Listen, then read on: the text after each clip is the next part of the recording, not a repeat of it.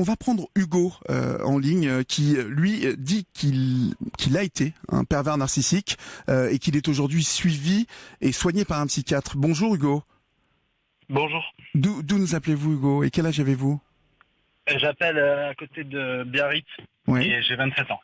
Alors, on entendait... Je suis un petit peu pris par l'émotion parce que j'en parle très très rarement. Et, Mille merci voilà.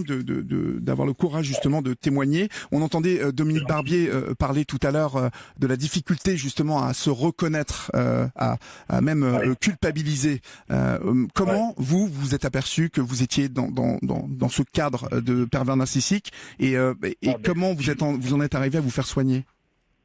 Ben moi ça a commencé tout jeune déjà si vous voulez à l'école quand il y avait les conseils de classe et qu'on avait plusieurs professeurs au lycée ou au collège, moi j'étais bien avec certains profs et d'autres j'étais moins bien, je les montais les uns contre les autres. Après ça a été avec mes parents, aujourd'hui les relations elles sont améliorées mais ça a été très compliqué, c'était toujours manipuler et ce que j'ai dit en fait à la dame ou au premier monsieur que j'ai eu en ligne qui m'a demandé un petit peu tout ça qui était super que en fait c'est un peu comme si s'il y avait une partie de une âme, notre âme en fait qui était fractionnée en deux si vous voulez. Oui.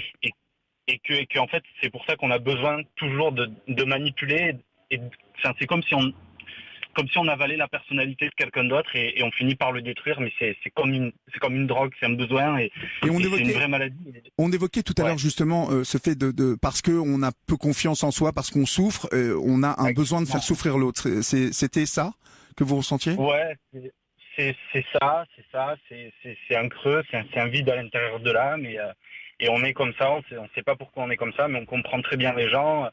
On les analyse très vite. Moi je vous ai déjà entendu sur diverses émissions, sur plusieurs choses.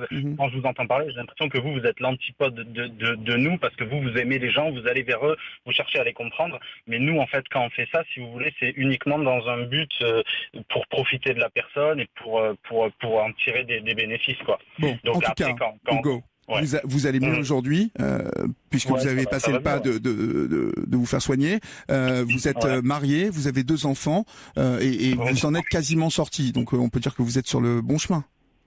Ouais, et le message en fait que je voudrais faire passer, c'est que souvent quand on entend les psychiatres ou les médecins, on dit toujours on peut pas guérir, on peut pas changer et tout ça, mais je pense que c'est des personnes qui sont très malheureuses en elles, même moi toujours, mais on peut choisir de faire le bien, mais il y a toujours un vide en fait à l'intérieur.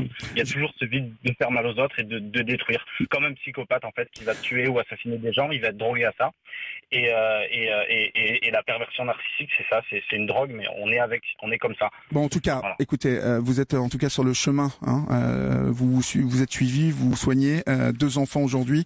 Je vous souhaite plein de courage et plein de bonheur, Hugo, puisque moi j'entends que vous êtes sur la voie, comme on dit. Je vous remercie 1000 fois pour votre témoignage. Merci aussi à Anne-Martine, Valérie, Dominique Barbier, Lily et Cécile de nous avoir appelés. C'est la fin de cette émission. Grâce à vos témoignages, il apparaît que les pervers narcissiques peuvent avoir plusieurs visages, tantôt charmeurs, on l'a vu, tantôt cruels et manipulateurs.